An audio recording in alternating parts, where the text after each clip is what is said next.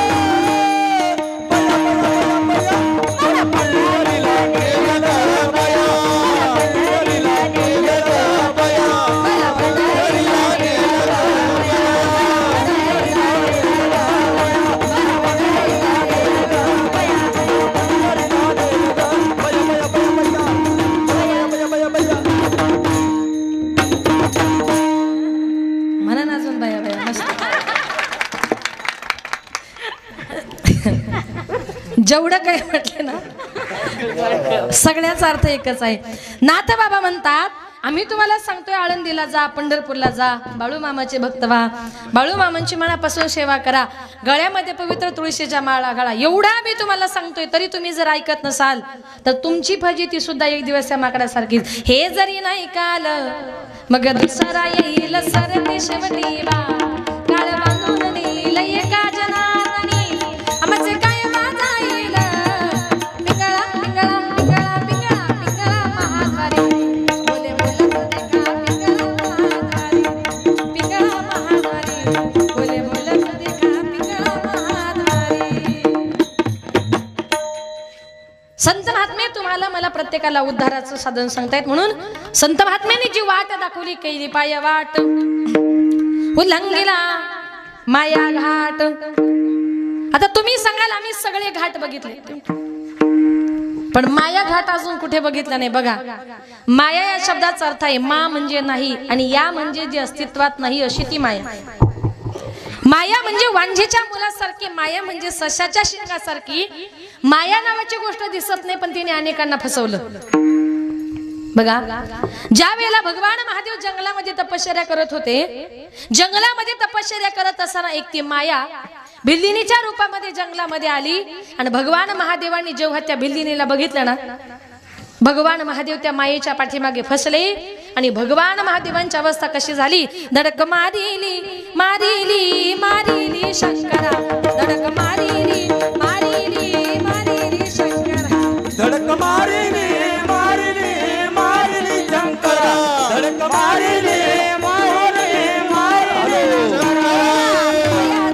ब्रह्मयाचा मातेरा गेला, ब्रह्मयाचा ब्रह्मयाचा ब्रह्मयाचा मातेरा गेला, ब्रह्मयाचा ब्रह्मयाचा ब्रह्मयाचा मातेरा गेला, ब्रह्मयाचा ब्रह्मयाचा ब्रह्मयाचा मातेरा. चंद्रासी चंद्रासी नगरारा, मित्र चंद्रासी चंद्रासी चंद्रासी नगरारा, चंद्राची चंद्राची चंद्राची नरारा, चंद्राची चंद्राची नरारा.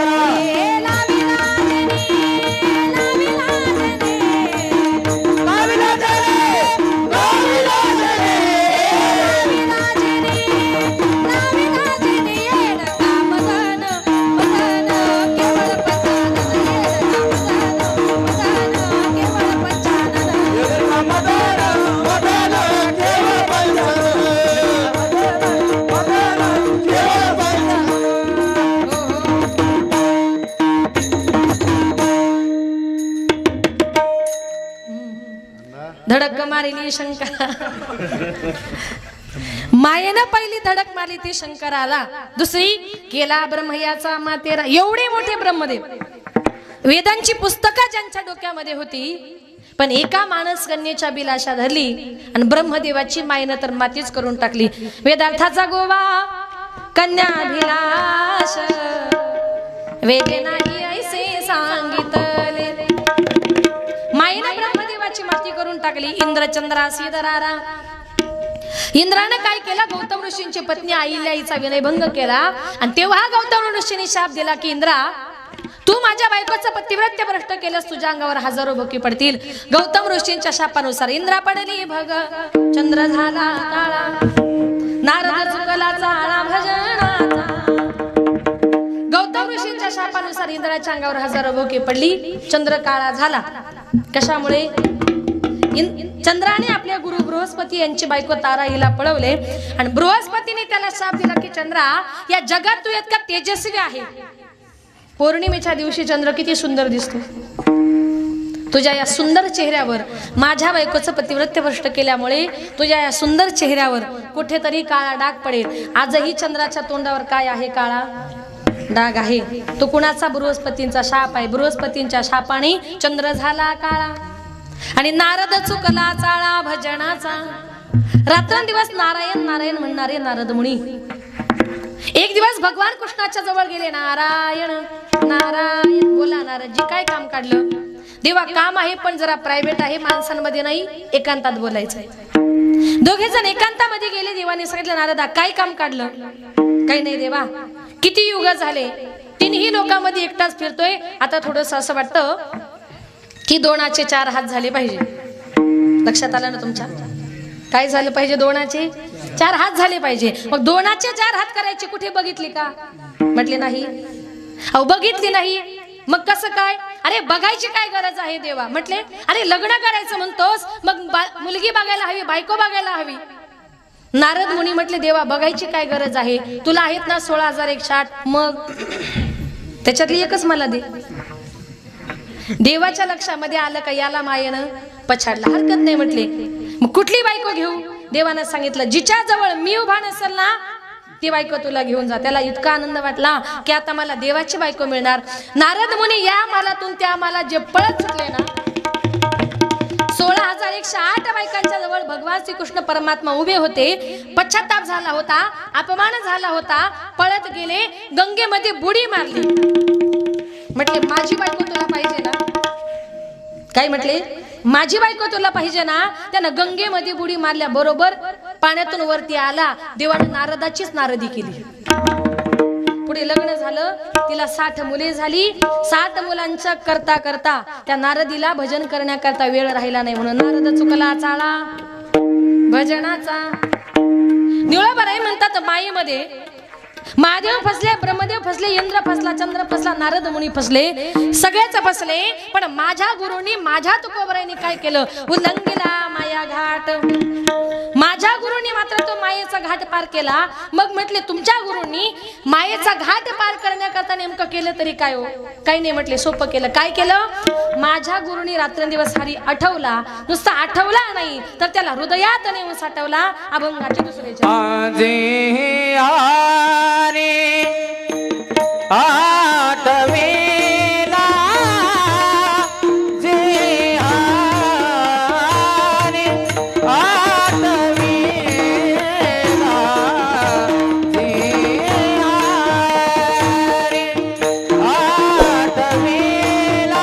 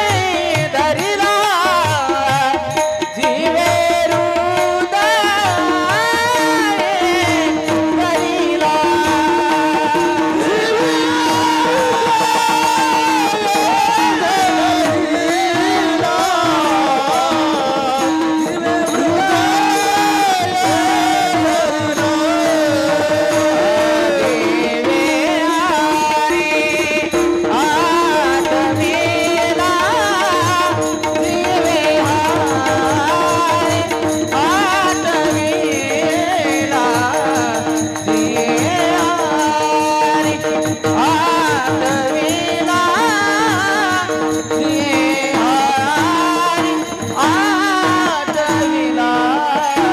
श्री हरी आठविला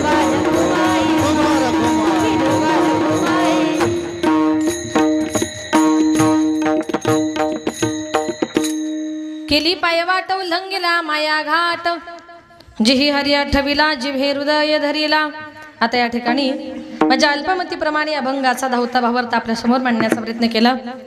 कार्यक्रमाची वेळ ही संपत आलेली आहे. जवळजवळ 11 वाजलेत, पण जास्त वेळ घेणार नाही. शेवटच्या 10 मिनिटांमध्ये थोडंसं प्रबोधनाविषयी बोलते की तुकोबराय म्हणतात आमच्या संत महात्म्यांनी हरी आठवला, नुसता आठवला नाही तर त्याला हृदयामध्ये जागा दिली. त्याप्रमाणे आपण देखील त्या भगवान परमात्म्याला आठवायचं, त्याला आपल्या हृदयामध्ये जागा द्यायची. आणि निश्चितच प्रत्येक माई बापाने आपल्या मुलांवर चांगल्या पद्धतीने संस्कार करा, चांगले संस्कार करा. कारण स्त्रीचं जर जीवन बघितलं तर स्त्रीचं जीवन म्हणजे फार अवघड असतं. ज्या वेळेला एखाद्या मुलीचा जन्म होतो, जन्म झाला की ती कुणाची तरी मुलगी असते, नंतर लग्न झालं की कुणाची तरी पत्नी होते, कुणाची तरी ताई असते, कुणाची तरी आई असते, नंतर कुणाची तरी आजी होती. आणि नाती तिला निभवावी लागतात. स्त्रीचं जीवन म्हणजे कसं असतं ऐका.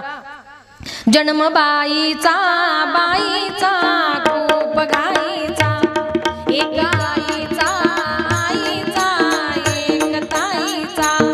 जन्म बाईचा खूप घाईचा, एक आईचा एक ताईचा. बाहुली होती खेळ खेळाया, जाहली मोठी मोहने काया. गंध वेसा गंध जाईचा, जन्म बाईचा खूप घाईचा, एक आईचा एक ताईचा. आईचा आणि मुलीचं नातं म्हणजे अतिशय गोड. आज शेवटी जाता जाता तुम्हाला आईचं आणि मुलीचं नातं सांगून जाणार आहे. अतिशय गोड, पण असं एकही घर नाही का त्या घरामध्ये आईचं आणि मुलीचं भांडण होत नाही. पण त्या माये लेकीचं भांडण म्हणजे कसं असतं ऐका. माये लेकीचं भांडण दया दुधाची उकळी, लेक धरते अबोलाई मनाची मोकळी. घरामध्ये एखाद्या आईचं आणि मुलीचं जर भांडण झालं ना तर मुलीला आईविषयी राग येतो, आईच्या मनात राग नसतो तर उलट प्रेम असतं. कारण आई जे शिकवते ते काय असतं. आई शिकविते तुला राग येतो लेकी, पराया माणसाशी बोलू नाही काय की. काय म्हणते आई, तुझी मुलीची जात आहे, लग्न करून तुला परक्या घरी जायचंय, परक्या पुरुषाशी रस्त्यावर पटकन बोलू नये, बोललं तर लोक नावं ठेवतात. अशा प्रकारचे संस्कार आई आपल्या मुलीवर करत असते. मुलींवर संस्कार करता करता आपल्या मुली लहानाच्या मोठ्या कधी होतात हे माईबापाला सुद्धा कळत नाही.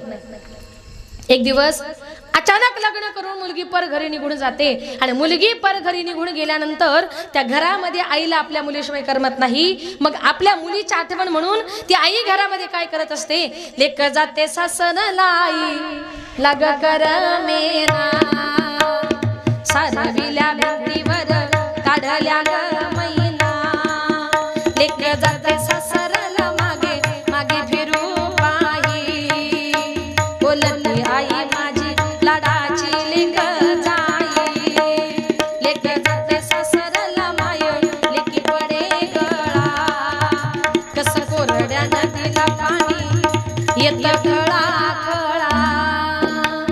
लग्न करून एखादी मुलगी जायला निघाल्यानंतर त्या आईला रड असं सांगावं लागत नाही हो. आपली मुलगी जायला निघाली की त्या आईच्या डोळ्यातून खळकण असं पाणी येतं. इतके जर माईबाप आपल्या मुलांवर आपल्या मुलींवर जर प्रेम करतात, हे सगळं प्रेम आपण का विसरतो? प्रत्येक ठिकाणी संतांनी, कवींनी, कवयित्रींनी गोडवी गायली त्या आईचे, निबंध लिहिले जातात आईबद्दल, कविता लिहिल्या जातात आईबद्दल, वक्तृत्व केलं जातं आईबद्दल, पण बाप अजूनपर्यंत कुणी रेखाटला नाही. आज समाजाला बाप रेखाटायची गरज आहे. आईविषयी बोललं जातं म्हणून आईचं महत्व कळतंय, पण आजचा समाज म्हणजे प्रबोधन केल्याशिवाय त्यांच्या लक्षामध्ये येत नाही असा समाज बनलेला आहे. मग बापाबद्दल सांगितल्याशिवाय मुलांना बापाची किंमत सुद्धा कळत नाही. जीवनामध्ये आपला बाप आपल्या मुलाकरता किती कष्ट करत असतो, अतिशय कष्ट करत असतो आपल्या मुलांकरता. जेवढा काही करतो ना, दिवसभर जर तो कामाला जात असेल तो विचार करतो, दिवसभर काम करून माझ्या बायको मुलांचं पोट भरत नाही, तो डे नाईट ड्युटी करतो आणि रात्रंदिवस आपल्या मुलाचा सांभाळ करत असतो. तो जीवनामध्ये आपला बाप किती महत्वाचा असतो प्रत्येकानं ऐका.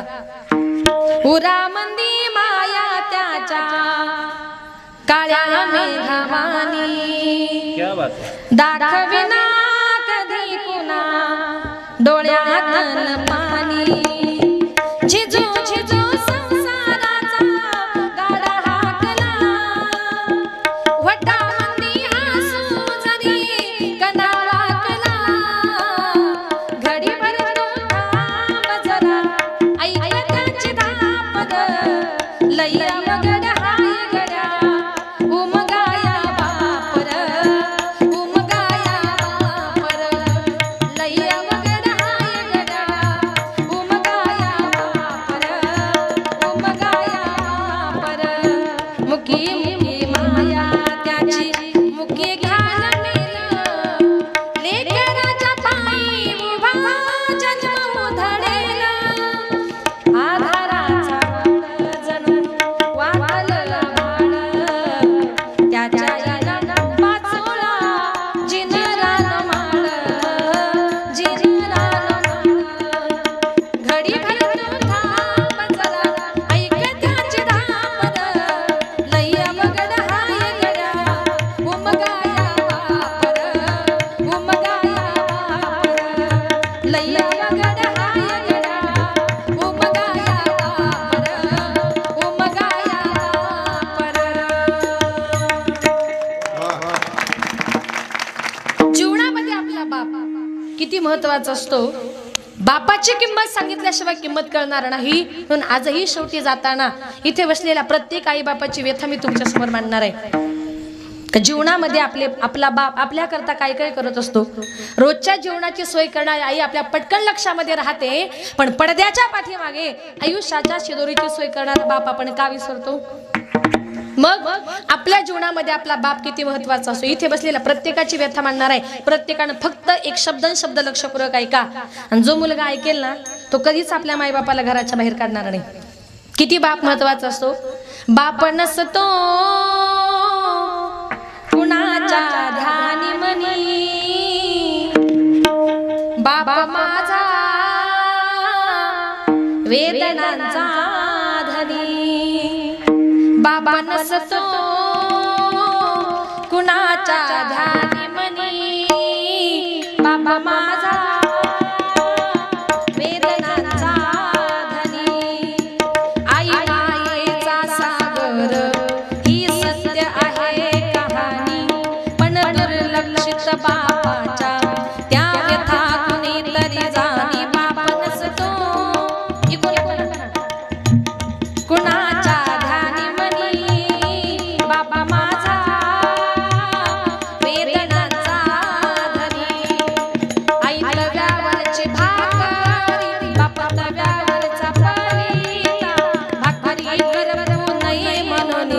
चटके खाई माझा पिता वेदना किती जरी झाल्या तो कोणाला सांगत नाही फक्त गरजा परिवाराच्या तो पूर्ण कर दुःख लपवून हासतो वरवरुनी बाप माझा वेदनांचा धनी आई म्हणजे घराची भिंत बाप आहे पाया घराचा त्याच्या अंगावरती भार कुटुंब संसाराचा पत्नीला जरीची साडी नवे कपडे मुलांना आणून बाप माझा गावभर फिरतो फाटलेली तुटकी चप्पल केसाला नाही फणी बाप माझा वेदनांचा धनी बाप गेल्यावरती कळेल कुंकवाचे मोल मुलांना कळून येईल काय होता बापाचा रोल बाप गेल्यावरती कळेल कुंकवाचे मोल मुलांना कळून येईल काय होता बापाचा रोल आई समजा रुक्मिणी माता बापात विठ्ठल पहावा या दोन दैवता पोटी पुन्हा पुन्हा जन्म मी घ्यावा जपा त्यांना त्यांच्या म्हातारपणी बाप माझा वेदनाचा धनी आई मायेचा सागर ही सत्य आहे कहाणी पण दुर्लक्षित बापाच्या त्या व्यथा कुणीतरी जाणी बाप नसतो कुणाच्या ध्यानी मनी बाप माझा वेदनांचा धनी वेदनांचा धनी वेदनांचा धनी अशा प्रकारे आपल्या जीवनामध्ये आपला बाप किती कष्ट करत असतो आपले मायबाप किती कष्ट करत असतात हे जर ऐकलं ना तर जीवनामध्ये आपले मायबाप म्हणजे मायबाप केवळ कासी तेने न जावे तीर्थासी आपले मायबाप हे सगळ्यात महत्वाचं दैवत आहे सगळ्या जगाला विसरा आणि शेवटी जाताना सांगेल का ज्या छत्रपती शिवाजी राजांनी हर हर महादेव गर्जना करतो बा महाराष्ट्र घडवला त्या राजांचं गुणगान आपण केलं पाहिजे कारण महाराष्ट्रभर कीर्तन करत असताना माझं असं एकही कीर्तन नाही का राजांचं नाव घेतल्याशिवाय मी कीर्तन संपत नाही एका माणसाने मला कीर्तन संपल्यावर प्रश्न विचारला ताई तुम्ही कीर्तनामध्ये राजे राजे म्हणता तुमचे राजे नेमके होते तरी कोण देव होते का तर नीट ऐका छत्रपती शिवाजी राजे नेमके होते तरी कोण विजयासारखी तलवार चालून गेला विजयासारखी तलवार चालून गेला निदड्या छातीने हिंदुस्तान हलवून गेला मुठभर मावळ्यांना बरोबर घेऊन हजारो सैतानांना नडून गेला आणि स्वर्गामध्ये गेल्यानंतर 33 कोटी देवानी ज्याला वाकून मुजरा करावा ना असा एकाच मर्द मराठा माझा शिवबा होऊन गेला